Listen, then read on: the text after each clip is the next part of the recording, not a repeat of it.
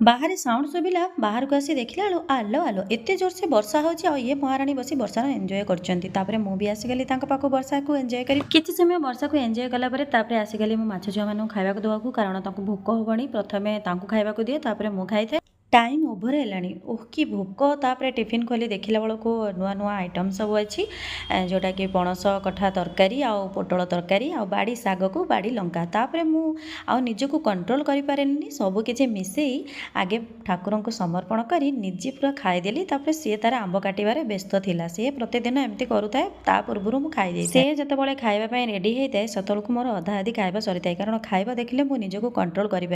ଏତେ ସମୟ ଗପସପ ହେଇ ଖାଇଲା ଭିତରେ ବି ଏ ବର୍ଷା କମିନି। ବର୍ଷା ପୁରା କଣ୍ଟିନ୍ୟୁ 2 ଘଣ୍ଟା ବର୍ଷିଛି, ଆଉ ଏ ବର୍ଷାକୁ ଆମେ ଖୁବ୍ ଏନ୍ଜୟ କରିଛୁ। ଖାଇସାରିଲା ପରେ ନିଜେ ନାଚିକଲି ପୁରା ଝୁମି ଯାଇଛୁ ବର୍ଷାକୁ ଦେଖି। ଏତେ ଜୋରସେ ବର୍ଷା ହେଉଥିଲା, ନାଚି ନାଚି ପୁରା ହାଲିଆ ହେଇଗଲୁ। ତାପରେ ଆସିଗଲୁ ଏବେ ରେଷ୍ଟ କରିବାକୁ। ରହୁଛି।